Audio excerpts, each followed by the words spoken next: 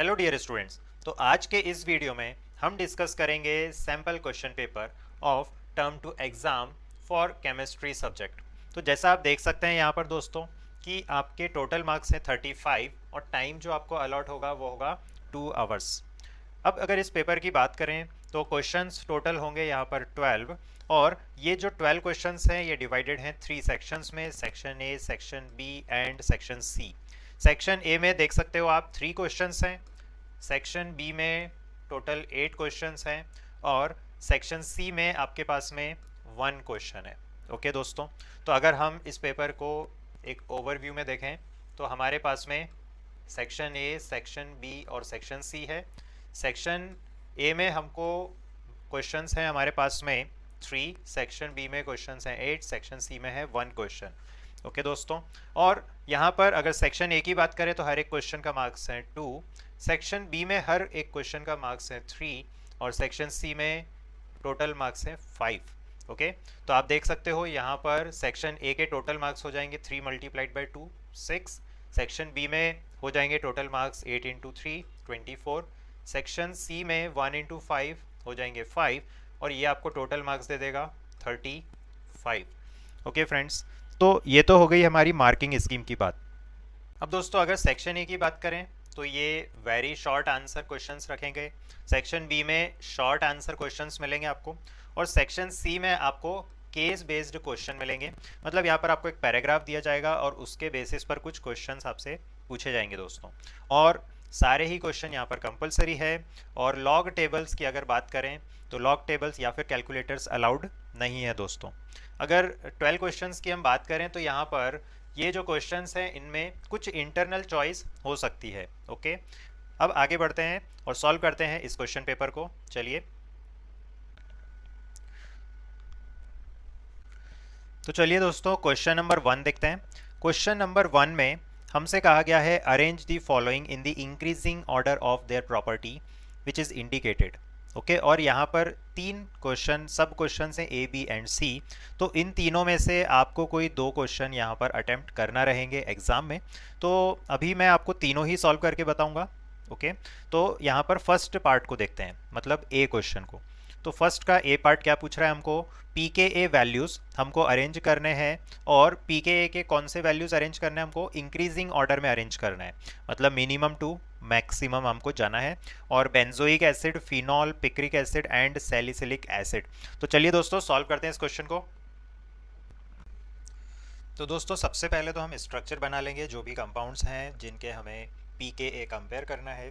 तो benzoic acid given है, सो benzoic acid का स्ट्रक्चर ड्रॉ कर लेंगे हम लोग। ओके, तो ये बना लिया हमने बेंजोइक एसिड।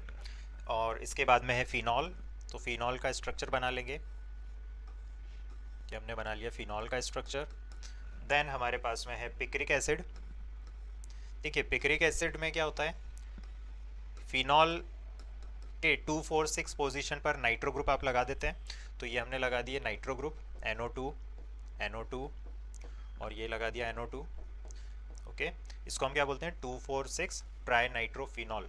ओके, और लास्ट में हमको दे रखा है सैलिसिलिक एसिड। तो सैलिसिलिक एसिड का स्ट्रक्चर ड्रॉ कर लेंगे। ओके, सबसे बेसिक चीज़ है, आपको एटलीस्ट स्ट्रक्चर सबसे पहले बना लेना है। ठीक है दोस्तों, तो ये हमने ड्रॉ कर लिया सैलिसिलिक एसिड। अब देखिए दोस्तों, ये जो हमारे पास में 4 कंपाउंड हैं, benzoic acid, phenol, picric acid और सैलिसिलिक एसिड। देखिए इसमें जो फिनॉल है, फिनॉल सबसे वीक एसिड है। ओके, देखिए मैं एसिड की बात क्यों कर रहा हूँ, क्योंकि क्वेश्चन में हमसे कहा है पी के वैल्यूज़ को कंपेयर करना है। तो आपको ये कॉन्सेप्ट पता होना चाहिए कि एसिडिक नेचर प्रोपोर्शनल होता है के वैल्यूज़ के। ओके, और के ए और पी के ए इनवर्सली रिलेटेड होते हैं। ओके, ये आपने इक्विलिब्रियम में पढ़ा होगा। ओके, तो अब हमको पी के अगर कंपेयर करना है तो अगर मैं बोलूँगा कि पी के हाई है तो हाई वैल्यू ऑफ पी के, इसका मतलब यहाँ पर वीक एसिड है। ओके, तो मैं बेटर है एसिडिक नेचर में इजीली विजुलाइज कर सकता हूँ और लास्ट में मैं उनको पी के से अरेंज कर दूंगा। ओके। तो यहाँ पर अगर हम फिनॉल को देखें तो हमेशा याद रखना है आपको कि फिनॉल किसी भी कार्बोक्सिलिक एसिड के कंपैरिजन में वीक एसिड होता है। ओके। और फिनॉल और यहाँ पर ये जो पिक्रिक एसिड है, ओके, ये रहा पिक्रिक एसिड। तो याद रखेंगे कि पिक्रिक एसिड में देखिए 3 नाइट्रो ग्रुप लगा दिया हमने, NO2 NO2 और ये NO2 लगा दिया। ठीक है। तो NO2 group electron withdrawing group है, स्ट्रॉन्ग इलेक्ट्रॉन विड्रॉइंग ग्रुप है। तो ये इलेक्ट्रॉन विड्रॉइंग ग्रुप्स अगर फिनॉल के ऑर्थो और पैरा पोजीशन पर लग जाएगा तो due to negative resonance effect, okay, यहाँ पर क्या होगा, एसिडिक नेचर इंक्रीज हो जाएगा। ओके। तो अगर मैं इनके एसिडिक नेचर को कंपेयर करूं तो फिनॉल तो सबसे वीक एसिड हो जाएगा। ओके। सबसे वीक एसिड हो जाएगा ये इन चारों में, तो वीकेस्ट हो गया ये तो फिनॉल।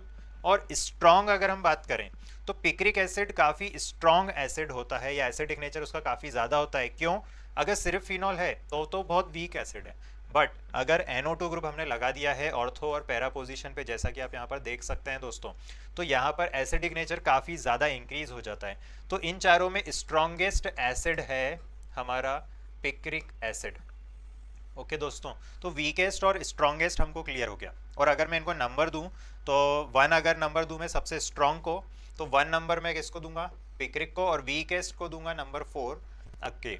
अब हम बात करेंगे हमारे सेकंड और थर्ड नंबर पे कौन से एसिड हैं इन चारों में से।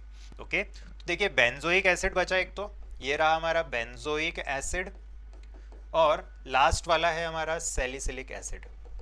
Salicylic acid. अब देखिए दोस्तों, यहाँ पर ये जो सैलिसिलिक एसिड है ये ऑर्थो सब्सटीट्यूटेड बेंजोइक एसिड है। ओके। देखिए बेंजोइक एसिड के ऑर्थो पोजीशन पर अगर कोई भी ग्रुप लगा हो, ओके, तो हमेशा याद रखना है कि वो बेंजोइक एसिड से ज़्यादा एसिडिक होगा। ओके। मतलब ortho substituted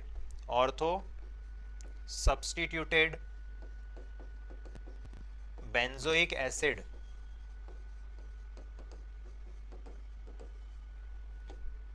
are more acidic than benzoic acid, हमेशा याद रखेंगे। ओके। तो इसी को हम बोलते हैं ऑर्थो इफेक्ट। ओके। इसी को हम बोलते हैं ऑर्थो इफेक्ट। ओके। तो due to ortho effect salicylic acid जो होगा वो ज़्यादा एसिडिक होगा as compare to benzoic acid. Okay. तो अगर मैं सैलिसिलिक और बेंजोइक को कंपेयर करूँ तो सेकंड नंबर पर कौन सा आ जाएगा, सैलिसिलिक, और थर्ड पे कौन सा आ जाएगा, हमारा बेंजोइक एसिड। ओके। तो अब मैं अगर इनके एसिडिक नेचर में अरेंज करूँ, ओके, तो एसिडिक नेचर का ऑर्डर क्या होगा, सबसे ज़्यादा एसिडिक कौन है, तो वो है पिक्रिक एसिड। ओके। और सबसे वीक एसिड कौन है इन सब में, तो वो है फिनॉल। ठीक है। और हमारा बेंजोइक एसिड और सैलिसिलिक एसिड में से ज़्यादा एसिडिक कौन है, तो वो है salicylic acid due to ortho effect. तो salicylic acid is more acidic than benzoic acid. Okay. तो ये तो हो गई एसिडिक नेचर की बात, बट हमको क्वेश्चन में पीके वैल्यूज कंपेयर करना थे, और पीके अभी हमने देखा कि एसिडिक नेचर और पीके का इनवर्स रिलेशन होता है। ओके दोस्तों, तो यहाँ पर एसिडिक नेचर पिक्रिक अगर सबसे ज़्यादा है तो पीके वैल्यू लीस्ट हो जाएगी फॉर पिक्रिक और मैक्सिमम हो जाएगी फॉर फिनॉल। ओके। तो ये आपका आंसर हो जाएगा, क्योंकि इंक्रीजिंग ऑर्डर में हमको अरेंज करना था अकॉर्डिंग टू क्वेश्चन, तो ये हमने अरेंज कर दिया है इंक्रीजिंग ऑर्डर में। आई होप ये फर्स्ट पार्ट आपको क्लियर हुआ। अब बढ़ते हैं हमारे सेकेंड पार्ट पे। ओके। तो दोस्तों अब देखते हैं सेकेंड पार्ट। तो सेकेंड पार्ट में हमसे कहा गया है रिएक्टिविटी टूवर्ड्स NH2OH। ओके। तो इसके इंक्रीजिंग ऑर्डर में हमको अरेंज कर देना है कौन कौन से कंपाउंड्स हैं, तो वो है acetaldehyde, acetone and methyl tertiary butyl ketone. Okay. तो यहाँ पर NH2OH, इसको हम हाइड्रोक्सिल अमीन भी बोलते हैं। तो चलिए दोस्तों सॉल्व करते हैं इस क्वेश्चन को। तो दोस्तों सबसे पहले आपको स्ट्रक्चर बना लेना होगा। तो एसिटाल्डिहाइड का स्ट्रक्चर बना लेते हैं। ये हमने बना लिया एसिटाल्डिहाइड का स्ट्रक्चर। ओके। देन एसीटोन का स्ट्रक्चर बनाएंगे। तो एसीटोन का स्ट्रक्चर बना लिया। ओके। एंड लास्ट कंपाउंड जो है हमारा सेकंड पार्ट का, that is methyl tertiary butyl ketone.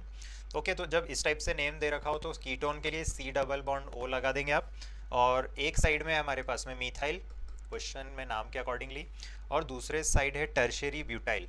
तो टर्शरी ब्यूटाइल ग्रुप क्या होता है, तो देखिए ये एक कार्बन और इसके साथ में मीथाइल ग्रुप्स। ओके, ये होता है दोस्तों टर्शरी ब्यूटाइल ग्रुप, ये हमने लगा दिया टर्शरी ब्यूटाइल। ओके, तो इस ग्रुप को हम बोलते हैं टर्शरी ब्यूटाइल। अगर आपसे कहा जाए सेकेंडरी ब्यूटाइल, अगर आपसे कहा जाए सेकेंडरी ब्यूटाइल, तो सेकेंडरी ब्यूटाइल ग्रुप क्या होगा देखते हैं। ये देखिए, ये हमने बना दिया, ये रहा हमारा सेकेंडरी ब्यूटाइल ग्रुप दोस्तों। तो अभी क्वेश्चन में हमको क्या नाम लिखा था, हमको बोला था methyl tertiary butyl ketone. Okay, तो हमने बना लिया। तो ये रहे हमारे 3 कंपाउंड्स, और इनका हमें रिएक्टिविटी चेक करना है with hydroxyl amine, hydroxyl amine NH2OH। तो देखिए दोस्तों, यहाँ पर ये जो NH2OH होता है ये एज ए न्यूक्लियोफाइल अटैक करता है, और ये NH2OH अटैक किस पर करता है, इस कार्बोनिल कार्बन पे।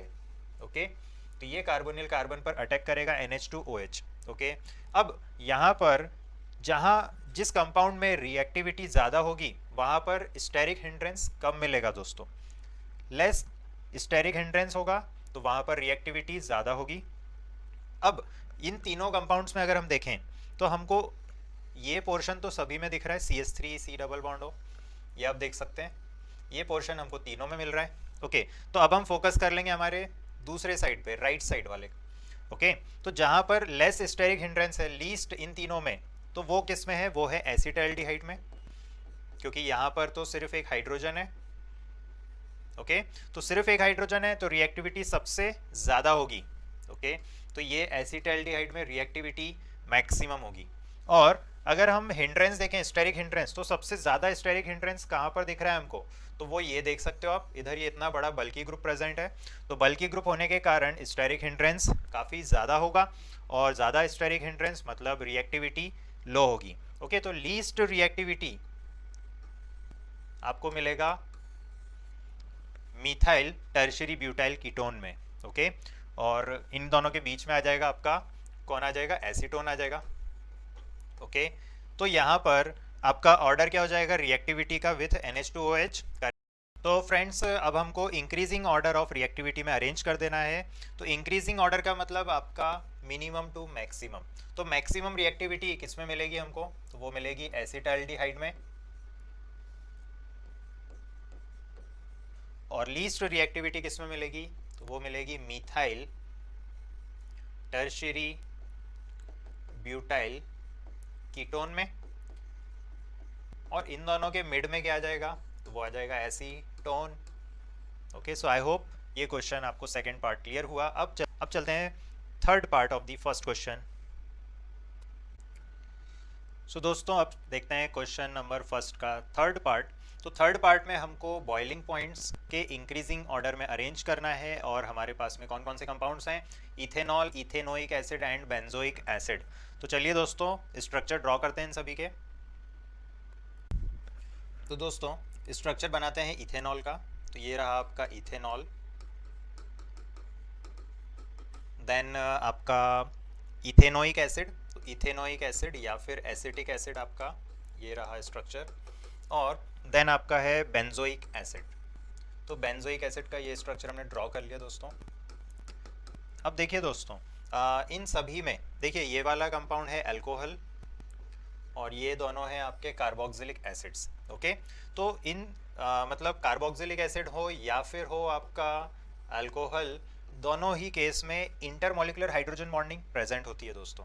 अब हाइड्रोजन बॉन्डिंग ज़्यादा अच्छे से, ज़्यादा इफेक्टिवली कहाँ पर प्रेजेंट होती है, तो वो होती है कार्बोक्सिलिक एसिड्स में। ओके, तो अगर अल्कोहल और carboxylic acid of comparable molecular mass को अगर हम देखें तो बॉइलिंग पॉइंट हमको ज़्यादा मिलेगा कार्बोक्सिलिक एसिड्स का। ओके, तो ये तो हुई अल्कोहल और कार्बोक्सिलिक एसिड के बॉइलिंग पॉइंट के कंपैरिजन की बात। अब इन दोनों में अगर हम देखें, एसिटिक एसिड में और बेंजोइक एसिड में, तो इन दोनों में किसका बॉइलिंग पॉइंट ज़्यादा होगा, तो आप फिर यहाँ पर देखिए मॉलिक्यूलर मास, तो मॉलिक्यूलर मास किसका ज़्यादा है, तो वो है बेंजोइक एसिड का। ओके, मॉलिक्यूलर मास किसका ज़्यादा है, बेंजोइक एसिड का मॉलिक्यूलर मास ज़्यादा है दोस्तों। ओके, तो आपका increasing order of boiling point क्या हो जाएगा, तो सबसे लीस्ट वैल्यू हो जाएगी इथेनॉल की क्योंकि अल्कोहल है, और सबसे ज़्यादा बॉइलिंग पॉइंट किसका मिल जाएगा आपको, तो वो मिल जाएगा आपको बेंजोइक एसिड का। ओके, और इन दोनों के मिड में क्या आ जाएगा आपका एसिटिक एसिड या फिर इथेनोइक एसिड। तो ये इंक्रीजिंग ऑर्डर हमको मिल गया है बॉइलिंग पॉइंट्स का। अब देखते हैं क्वेश्चन नंबर 2। तो दोस्तों अब देखते हैं क्वेश्चन नंबर 2। तो क्वेश्चन नंबर 2 मैंने हाईलाइट किया है, तो यहाँ पर आप पढ़ सकते हैं solution of two electrolytes A and B are diluted. Okay, हमने दो इलेक्ट्रोलाइट्स लिए हैं ए एंड बी और उसको डाइल्यूट कर दिया है, सॉल्वेंट हमने ऐड किया होगा वहाँ पर, और फिर कहा गया है the molar conductivity of B increases 1.5 times while that of A increases 25 times. Okay, तो अगर हम बी की मोलारिटी देखें तो molar conductivity of B increase हो रही है 1.5 टाइम्स, वहीं पर ए की मोलार कंडक्टिविटी 25 टाइम्स, काफ़ी ज़्यादा इंक्रीज हो रही है as compared to B. Okay, अब which of the two is a strong electrolyte, ये हमसे पूछा है। तो दोस्तों ये बहुत ही आसान सा क्वेश्चन पूछा है हमसे, क्योंकि स्ट्रॉन्ग इलेक्ट्रोलाइट्स और वीक इलेक्ट्रोलाइट्स में अगर हम देखें तो दोनों ही केस में मोलार कंडक्टिविटी इंक्रीज होती है, जैसा आप यहाँ पर देख पा रहे हैं। और तो चलिए दोस्तों फटाफट से ग्राफ से समझते हैं इस क्वेश्चन को। तो दोस्तों सबसे पहले हम यहाँ पर ग्राफ ड्रॉ कर लेंगे, ये एक इम्पॉर्टेंट ग्राफ होता है और आपको आपकी बुक में भी देख सकते हो आप इसको। So molar conductivity versus concentration. Okay, इसका अगर हम ग्राफ देखें, जैसा कि क्वेश्चन में भी कहा है आपसे, तो स्ट्रॉन्ग इलेक्ट्रोलाइट हो या फिर वीक इलेक्ट्रोलाइट, अगर आप डाइल्यूट करेंगे, सो डाइल्यूट करने का मतलब मेरा जो कॉन्सेंट्रेशन है वो क्या होगा, डिक्रीज होगा। ओके, मतलब मैं अगर इस ग्राफ में देखूँ तो मैं राइट टू लेफ्ट जाऊँगा। ओके, क्योंकि राइट टू लेफ्ट मेरा कॉन्सेंट्रेशन क्या हो रहा है, डिक्रीज हो रहा है। कॉन्सेंट्रेशन डिक्रीज हो रहा है मतलब यहाँ पर क्या हो रहा है, इस डायरेक्शन में डाइल्यूशन। अब अगर हम स्ट्रॉन्ग इलेक्ट्रोलाइट्स के लिए देखें तो स्ट्रॉन्ग इलेक्ट्रोलाइट का जो डाइल्यूशन होता है वो एक रेगुलरली इंक्रीज होता है, ये देख सकते हो। देखो मैंने राइट टू लेफ्ट ले गया, मैं इस डायरेक्शन में क्या हो रहा है, डाइल्यूशन, और ये इस तरह का ग्राफ आता है फॉर स्ट्रॉन्ग इलेक्ट्रोलाइट। ओके, वहीं पर अगर मैं ग्राफ बनाऊं फॉर वीक इलेक्ट्रोलाइट, ओके, तो वीक इलेक्ट्रोलाइट के लिए molar conductivity versus concentration on dilution, dilute करोगे तो कॉन्सेंट्रेशन डिक्रीज होगा। बट यहाँ पर इनिशियली तो आपका डाइल्यूशन होने पर मोलार कंडक्टिविटी बहुत ज़्यादा नहीं बढ़ता है, बट एकदम से बढ़ता है। ओके, एक पॉइंट के बाद में मोलार कंडक्टिविटी सडनली इंक्रीज हो जाता है, जैसा आप यहाँ पर ग्राफ में भी देख सकते हैं। तो ये है weak electrolyte. So weak electrolytes का जब आप डाइल्यूशन करेंगे तो मोलार कंडक्टिविटी सडनली इंक्रीज होता है, जैसा आप ग्राफ में भी देख सकते हैं। वहीं पर स्ट्रॉन्ग इलेक्ट्रोलाइट के लिए इंक्रीज होगा बट एक रेगुलर पैटर्न में इंक्रीज होगा दोस्तों। तो यहाँ पर अकॉर्डिंग टू क्वेश्चन बी का कितना बड़ा, तो बी का बड़ा है 1.5 टाइम्स, और ए का कितना बड़ा, 25 टाइम्स। ओके, तो अगर ग्राफ में हम दिखाएं तो बी हमारा क्या होगा, बी हमारा होगा स्ट्रॉन्ग इलेक्ट्रोलाइट। ओके, और ए क्या होगा, वीक इलेक्ट्रोलाइट। तो ये जो ग्राफ मैंने बनाया है ये स्ट्रेट लाइन वाला, ये होगा फॉर बी। ओके, और ये जो ग्राफ है वीक इलेक्ट्रोलाइट का, ये होगा for A. So I hope second question is clear to you. बढ़ते हैं हमारे थर्ड क्वेश्चन पे। तो चलिए दोस्तों अब देखते हैं क्वेश्चन नंबर 3, और क्वेश्चन नंबर 3 को मैंने हाईलाइट किया है। तो थर्ड क्वेश्चन में आपको दो पार्ट्स मिलेंगे ए एंड बी, और टोटल मार्क्स जो हैं आपके थर्ड क्वेश्चन के वो हैं 2। ओके, 1 इंटू 2 मतलब दोनों पार्ट के 1 मार्क्स हैं। तो यहाँ पर अगर हम फर्स्ट पार्ट की बात करें तो थर्ड क्वेश्चन का A part, presence of alpha hydrogen in aldehydes and ketones is essential for aldol condensation. Okay, आपको ये रीज़न बताना है ऐसा क्यों होता है। तो चलिए दोस्तों सॉल्व करते हैं इस क्वेश्चन को। तो दोस्तों यहाँ पर मैं आपको मैकेनिज़्म के थ्रू समझाऊंगा कि एल्डोल रिएक्शन में क्या होता है। ओके, तो मैकेनिज़्म मैं आपको एल्डिहाइड्स के लिए भी बताऊंगा और कीटोन्स के लिए भी। तो पहले मैं एल्डिहाइड के लिए आपको ये देख लीजिए, एक एल्डिहाइड मैंने लिखा है, ओके। और इसके बाद में मैं कीटोन के लिए भी बताऊंगा। तो ये रहा हमारा कीटोन, और ये हम दो ग्रुप मान लेते हैं, CH2R, ओके। अब यहाँ पर पहले एल्डिहाइड को देख लेते हैं, ठीक है दोस्तों। तो देखिए, मैकेनिज्म की बात करें तो हमारे पास में कोई बेस होता है डाइल KOH, ओके। तो ये जो वीक बेस है, ये क्या करता है, प्रोटॉन को एब्स्ट्रैक्ट करता है, ओके। बेस को क्या पसंद है, बेस को प्रोटॉन पसंद है। और यहाँ पर अगर हम देखें तो अल्फा कार्बन कौन सा है, तो ये रहा हमारा अल्फा कार्बन। तो अल्फा कार्बन से लगा हुआ जो हाइड्रोजन है, ये हमारा अल्फा हाइड्रोजन है। और इस बेस को ये हाइड्रोजन, ये प्रोटॉन पसंद है। ऐसा क्यों दोस्तों, तो देखिए, अगर हमारा बेस OH नेगेटिव अगर इस हाइड्रोजन को एब्स्ट्रैक्ट कर ले, तो देखिए क्या होगा, RCH negative, C double bond OH, okay. अब देखिए दोस्तों, ये जो आपका कार्बन आयन बना है, इसका ये जो नेगेटिव चार्ज है, ये रेजोनेंस में होगा, ओके। सो रेजोनेंस के कारण यहाँ पर ये जो आपका आयन है, CH double bond CO negative, okay. तो ये जो इनोलेट आयन बन गया हमारा, तो ये जो इनोलेट आयन है, ये क्या हो रहा है, रेजोनेंस स्टेबलाइज्ड है। इनोलेट आयन जो है आपका, ये रेजोनेंस के थ्रू क्या हो रहा है, स्टेबलाइज्ड है, ओके। तो इसीलिए यहाँ पर ये जो अल्फा हाइड्रोजन है, ये जो अल्फा हाइड्रोजन है, ये काफ़ी एसिडिक होता है। और बेस जब भी यहाँ पर रहेगा तो वो किस हाइड्रोजन को निकालना पसंद करेगा, जहाँ पर आसानी से हाइड्रोजन निकल जाए। तो वो कौन सा हाइड्रोजन है, तो वो है अल्फा हाइड्रोजन। तो ये तो मैंने एल्डिहाइड में आपको समझाया। इसी तरह से अगर कीटोन के लिए हम देखें, तो कीटोन में भी अगर आप बेस लाओगे, तो लेट से मैं ये बेस लाया, तो ये बेस किसको निकालेगा, ये दोनों अल्फा कार्बन है। तो इन अल्फा कार्बन्स में से जो अल्फा हाइड्रोजन है, इसको ये प्रोटॉन, ये जो हाइड्रोक्सिल आयन है, ये प्रोटॉन को क्या कर लेगा, एब्स्ट्रैक्ट कर लेगा। और आपको यहाँ पर मिल जाएगा C double bond O, CH negative, R dash, okay. और ये जो इनोलेट आयन आपको मिल रहा है, ये रेजोनेंस के थ्रू क्या हो रहा है, स्टेबलाइज हो रहा है, ओके। तो ये रेजोनेंस के थ्रू स्टेबलाइज हो रहा है। और यहाँ पर हम देख लेते हैं इसका स्ट्रक्चर, ये रहा आपका रेजोनेंस स्टेबलाइज्ड। तो ये इनोलेट आयन आपका बन गया है दोस्तों।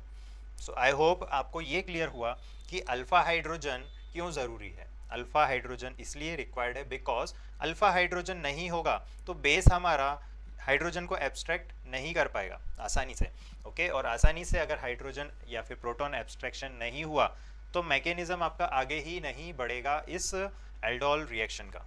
सो आई होप आपको ये फर्स्ट पार्ट क्लियर हुआ। अब देखते हैं सेकेंड पार्ट। तो दोस्तों अब देखते हैं second part of third question. तो थर्ड क्वेश्चन का सेकेंड पार्ट क्या बोल रहा है हमसे, हमको रीज़न बताना है कि 3 hydroxy pentane two one shows positive Tollens test, okay. इसका हमें रीज़न बताना है। तो चलिए दोस्तों सॉल्व करते हैं इस क्वेश्चन को। तो दोस्तों सबसे पहले Tollens test. So Tollens test, positive Tollens test, okay. Positive Tollens test कौन कौन से कंपाउंड्स देते हैं, ओके। तो यहाँ पर एक तो एल्डिहाइड आपको याद रखना है कि एल्डिहाइड पॉजिटिव टॉलेंस टेस्ट देते हैं, और alpha hydroxy ketone, alpha hydroxy ketone, okay. मतलब कीटोन्स में अल्फा पोजीशन पे अगर OH ग्रुप लगा हो तो वो भी, ऐसे कंपाउंड्स भी आपके पॉजिटिव टॉलेंस टेस्ट दे देंगे दोस्तों, ओके। तो अगर सिर्फ कीटोन होगा तो कीटोन तो पॉजिटिव टॉलेंस टेस्ट नहीं देते हैं, ओके। ये आपको याद रखना है, ketones do not give Tollens test, okay. अब देखिए दोस्तों होता क्या है, Tollens reagent, Tollens reagent, okay. Tollens reagent क्या होता है, ये आपका कॉम्प्लेक्स है NH3, ओके। इसमें आप देख सकते हो सिल्वर का ऑक्सीडेशन स्टेट कितना आएगा, सिल्वर का ऑक्सीडेशन स्टेट आएगा +1, ओके। तो जब हम इस टॉलेंस रिएजेंट को ऐड करते हैं एल्डिहाइड्स में या फिर अल्फा हाइड्रोक्सी कीटोन्स में। ओके, तो हमको फाइनल प्रोडक्ट में जो सिल्वर हमारा Ag पॉजिटिव के फॉर्म में है, ये कन्वर्ट हो जाता है सिल्वर मेटल के फॉर्म में। ओके, और अगर आपने लेट से ग्लास ट्यूब में इस एक्सपेरिमेंट को किया तो वहाँ पर ये जो Ag पॉजिटिव है, ये Ag पॉजिटिव कन्वर्ट किस में हो जाएगा, अभी मैंने बताया आपको सिल्वर के फॉर्म में। ओके, तो इसको हम सिल्वर मिरर टेस्ट भी बोलते हैं, क्योंकि वहाँ पर सिल्वर मेटल की एक लेयर या फिर कोटिंग वहाँ पर क्या हो जाती है, डिपॉजिट हो जाती है। ओके, तो चलिए दोस्तों रिएक्शन देख लेते हैं, जनरल रिएक्शन क्या होती है यहाँ पर। तो देखिए, ये आपने लिया एल्डिहाइड, एक जनरल एल्डिहाइड लिया आपने, और इस एल्डिहाइड को आपने टॉलेंस रिएजेंट, ये जो अभी हमने देखा था सिल्वर का कॉम्प्लेक्स है, और इसमें Ag का ऑक्सीडेशन स्टेट है +1, तो फाइनल प्रोडक्ट में आपको RCOO नेगेटिव एंड आपको यहाँ पर ये जो सिल्वर मेटल के फॉर्म में मिल जाएगा दोस्तों। ओके, और ये सेटल प्रेसिपिटेट के फॉर्म में मिल जाएगा आपको, और ये आपको सिल्वर मिरर दे देगा। ओके, तो ये तो एल्डिहाइड की बात हो गई। अब मैं आपको अल्फा हाइड्रोक्सी कीटोन के लिए भी रिएक्शन बता देता हूँ। तो ये देखिए, ये आपका अल्फा कार्बन, और इस अल्फा कार्बन से हमने लगा दिया एक हाइड्रोक्सिल ग्रुप। ओके, तो ये हो गया alpha hydroxy ketone. Okay friends, अब यहाँ पर टॉलेंस रिएजेंट को ले लेते हैं। तो ये ले लिया हमने टॉलेंस रिएजेंट। ओके फ्रेंड्स, और टॉलेंस रिएजेंट से जब आप इसको ट्रीट कराओगे तो टॉलेंस रिएजेंट एक वीक ऑक्सीडाइजिंग एजेंट होता है, जैसा कि आप ऊपर वाले रिएक्शन में भी देख सकते हो, और खुद सिल्वर रिड्यूस हो जाता है यहाँ पर।